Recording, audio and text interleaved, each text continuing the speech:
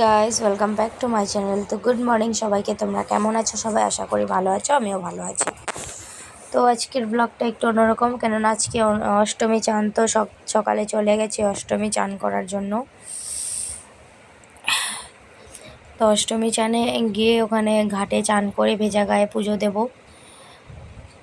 তো যে আগে বর চান করে নিল, ওখানে ডুব দিয়ে নিল। তো বরকে দেখে আমিও ভাবছিলাম যে আমিও একটু ডুব দেবো, কিন্তু আমি তো পারি না। আমি সাঁতারও জানি না, আর আমি ডুব দিতে অনেক ভয় পাই। জলে নামলে আমার শ্বাস ফুলে যায়, আমি অনেক ভয় পাই। তো কোনোরকমভাবে নামলাম জলে। ওপর থেকে দেখতে তো খুবই ভালো লাগে, কিন্তু নামার পরে যে আমার এত ভয় করে, এই যে দেখো আমি পড়েই যাচ্ছি, আমি এত ভয় পাই। আর এদিকে দেখো ছোট বাচ্চাগুলো ওরা কীভাবে চান করছে। এই যে দেখো কোনোরকমভাবে এদিক ওদিক করে চান করে চলে আসলাম। এবার হাতে ধান দুবু এগুলো নিয়ে সূর্য দেবতাকে প্রণাম করব। এই যে এখানে সূর্য দেবতাকে প্রণাম করে নিচ্ছে। ঠাকুরমশাইয়ের সামনে থেকে মন্ত্র বলছিল, তো আমরা উপোস করে এসেছিলাম এখানে। তো এখানে সূর্য দেবতাকে প্রণাম করা হয়ে গেলে আমরা ঘাটের এক সাইডে গিয়ে ধূপবাতি জ্বালাবো, যেখানে সব ধূপবাতি জ্বালানো হচ্ছে। তো এখানে জ্বালানো যাবে না, অনেক লোকজন আছে, কারো গায়ে লেগে যেতে পারে। এই যে সাইডে গিয়ে ধূপবাতি জ্বালিয়ে নিলাম। ধূপবাতি জ্বালানো হয়ে যাওয়ার পরে একটু নদী থেকে একটু জল নিয়ে ছেলের মাথায় দিয়ে দেব। তো ওকে চান করানো হয়নি, তাই জন্য একটু ওর মাথায় ছুঁয়ে দিলাম এখানে। তো আজকে অনেক ঠান্ডা ছিল, তাই জন্য ওকে চান করাইনি এখানে, না হলে ভেবেছিলাম ওকেও চান করাবো। তো হয়ে গেছে। আমি এবার জামা কাপড়টা ছেড়ে নিই, ভেতরে গিয়ে এখানে রুম বানানো আছে। যেই না জামা কাপড় ছেড়ে এসেছি, অমনি ঝমঝমিয়ে বৃষ্টি পড়া শুরু হয়ে গেছে।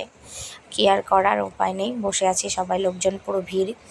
এরপরে ভেতরে মন্দিরে মা দুর্গাকে প্রণাম করে ওখানে ধূপবাতি জ্বালিয়ে এরপরে ছাতু মুড়ি খেয়ে নিলাম।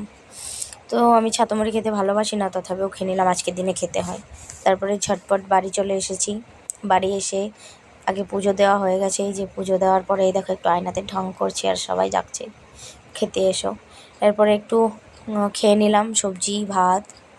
খেয়ে নিয়ে দেখলাম আজকে আমাদের বাড়িতে তিননাথের মেলা আছে। আমার ছেলের মানসিক ছিল, তো ওটাই আজকে দেব।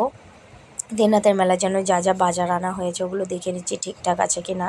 তো দেখলাম ঠিকই আছে। তো এখানে বসে পড়েছি বাজারগুলো কাটার, সবজিগুলো কাটার জন্য, কেননা বৃষ্টি পড়ছে, একটু তাড়াতাড়ি করে করব আজকে।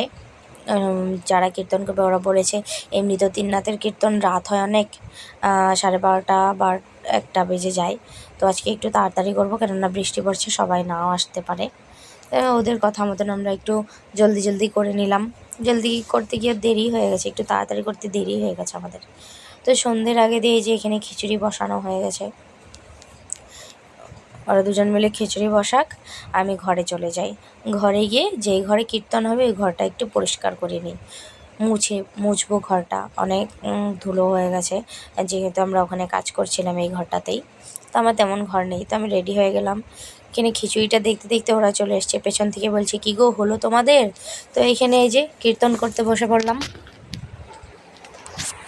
সরি পুজো করতে বসেছি। যে যেহেতু আমি মানসিক রেখেছি, তাই জন্য আমাকে পুজো করতে বলেছে ওরা। তো আমি এখানে পুজো করে সবাইকে প্রণাম করে, কীর্তনের দলকে প্রণাম করে এক সাইডে বসেছিলাম। তো আমার যে দুষ্টুকে দেখছো, যে ও আমার সামনে এসে ঠাকুরকে প্রণাম করছিল, যা দেখে তাই করে, ভালো লাগে। এই যে প্রণাম করে আমি সাইডে বসে আছি, ওরা কীর্তন হচ্ছে আমি শুনছি, মনে মনে অনেক ভালো লাগছে, মনটা একদম ফ্রেশ হয়ে গেছে ঘরে কীর্তনটা দেওয়াতে।